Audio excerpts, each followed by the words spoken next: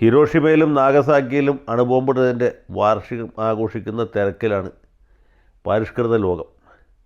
1945 August 6-ാം തീയതിയാണ് അമേരിക്കക്കാർ ഹിരോഷിമയിൽ atom ബോംബിട്ടത്. 9-ാം തീയതിയാണ് നാഗസാക്കിയിൽ ബോംബിട്ടത്.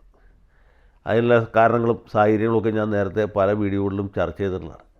അതൊന്നും ഇവിടെ ആവർത്തിക്കാൻ ആഗ്രഹിക്കുന്നില്ല. അന്ന് ലോകത്തിന് തന്നെ വിനാശകരമായ ഒരു അച്ചുതണ്ട് ഉണ്ടായിരുന്നു. അത് റോം, ബെർലിൻ, ടോക്കിയോ അച്ചുതണ്ടായിരുന്നു. സഖ്യകക്ഷികൾ അച്ചുതണ്ട് ശക്തികൾ എന്ന പേരിൽ അറിയപ്പെട്ടിരുന്നത് ജർമ്മനിയും ഇറ്റലിയും അതുപോലെ ജപ്പാനും. ഈ 3 കൂട്ടരും കൂടി വളരെയധികം ദ്രോഹം ലോകത്തിന് ചെയ്തു.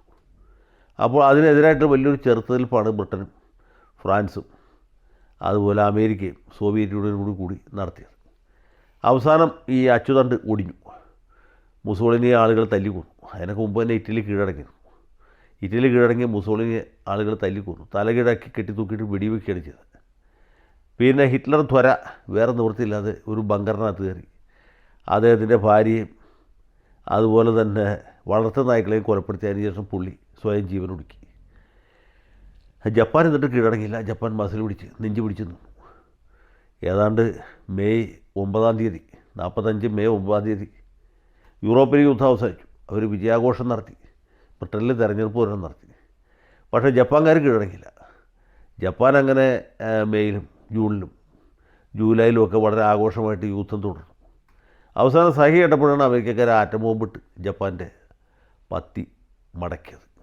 ഇതൊക്കെ വലിയ ചരിത്രമാണ്. ഞാനിവിടെ പറയുന്നത് ഉചിതമല്ല, അതിനുള്ള സമയമല്ല. അപ്പോൾ ഈ റോം, ബെർലിൻ, ടോക്കിയോ അച്ചുതണ്ടിന് ശേഷം ഇപ്പോൾ പുതിയൊരു അച്ചുതണ്ട് രൂപീകൃതമായിരിക്കുന്നു. ഞാനത് പറയാനാണ് തുടങ്ങിയത്. അതെന്താ വെച്ചാൽ ഈ ലോകത്തെ 3 പ്രബലമായ ഇസ്ലാമിക രാഷ്ട്രങ്ങൾ, അതിലേറ്റവും പ്രധാനപ്പെട്ടത് നമ്മുടെ തൊട്ട അയൽ രാജ്യമായ പാകിസ്ഥാനാണ്.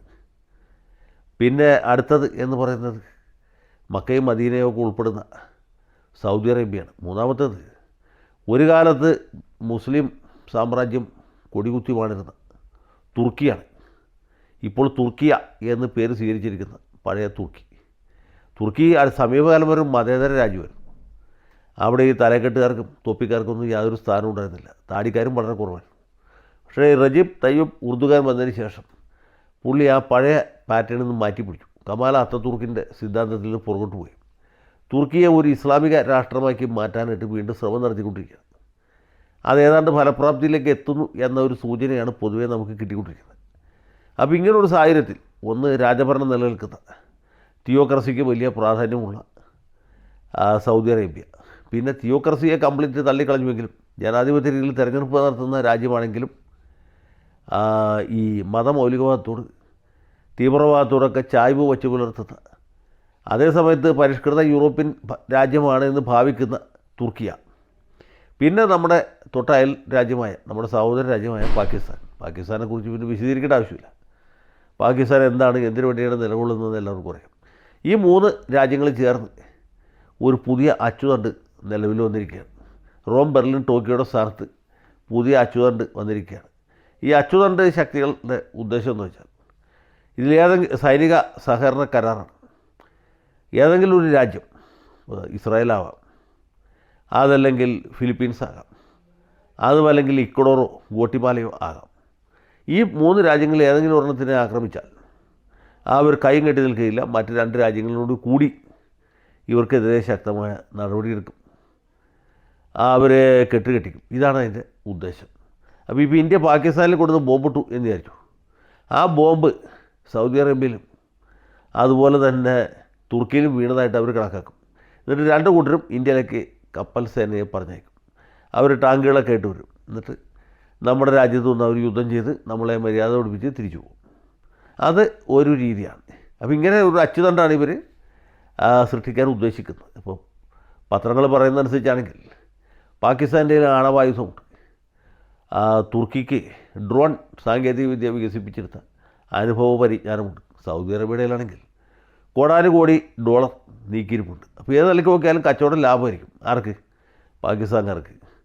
അപ്പോൾ പാകിസ്ഥാൻ്റെ താല്പര്യം മുൻനിർത്തിയിട്ടാണ് ഇങ്ങനൊരു കരാറുണ്ടാക്കിയിട്ടുള്ളത്. അതിൽ തുർക്കിയെയും സൗദി അറേബ്യയും കൂടി ചേർന്നു എന്ന് മാത്രമേ ഉള്ളൂ. സൈനിക സഹകരണ ഉടമ്പടി ഉള്ളിടത്തോളം അല്ലെങ്കിൽ ഇന്ത്യ പേടിക്കേണ്ട എന്നാണ് പാകിസ്ഥാൻ്റെ ഭാവം.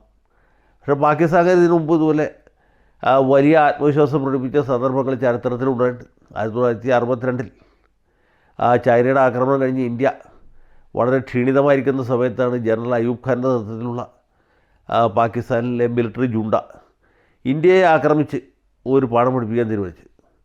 ആക്രമണമൊക്കെ വളരെ ഗംഭീരമായി. പക്ഷേ എന്ന് വെച്ചാൽ ഇന്ത്യക്കാരുടെ തിരിച്ചടിയുടെ മുമ്പിൽ പാകിസ്ഥാന് പിടിച്ചേക്കാൻ പറ്റില്ല. അവർ വേലി മതിലൊക്കെ എടുത്ത് ചാടി ഓടി എന്നുള്ളതാണ് ചരിത്രം. അപ്പോൾ പാകിസ്ഥാൻ്റെ കയ്യിൽ ആയുധം കിട്ടിയോണ്ട് മാത്രം കാര്യമില്ല.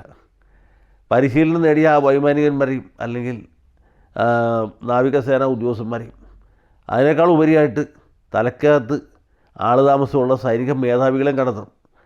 അത് കണ്ടെത്തിയതിന് ശേഷം പിന്നെ ഇതുപോലുള്ള കോമാളിത്തരങ്ങൾ ചെയ്യേണ്ട ആവശ്യം വരില്ല. അങ്ങനെ ഒരു ഭേദപ്പെട്ട ഭരണകൂടത്തെ കിട്ടിയാൽ മാത്രമേ ഈ സൗദി അറേബ്യക്കും അതുപോലെ തന്നെ തുർക്കിക്ക് പിടിച്ചേക്കാൻ പറ്റുള്ളൂ. അല്ലാത്തടത്തോളം കാലം ഇവർ ഇതിലും വലിയ അച്ചുകൊണ്ടുണ്ടാക്കിയിട്ടും ഒരു കാര്യവുമില്ല. പാകിസ്ഥാനുമായിട്ട് അച്ചുകൊണ്ടുണ്ടാക്കിയിട്ട് തുർക്കിക്ക് എന്താണ് ഗുണമുള്ളത്? സൗദി അറേബ്യക്ക് വല്ല ഗുണമുണ്ടോ? യാതൊരു പ്രയോജനവുമില്ല. എന്ന് മാത്രമല്ല തുർക്കിയുടെ അല്ലെങ്കിൽ സൗദി അറേബ്യയുടെ അവസാനത്തെ യുദ്ധമായിട്ട് ഇത് മാറാനും സാധ്യതയുണ്ട്. ഏതായാലും വരാനുള്ള വഴി തങ്ങില്ല. നമുക്ക് അല്പം കൂടി കാത്തിരുന്നാൽ ഇതേക്കുറിച്ച് വ്യക്തത കിട്ടും എന്നാണ് ഞാൻ വിചാരിക്കുന്നത്. ജയ് ഹിന്ദ്.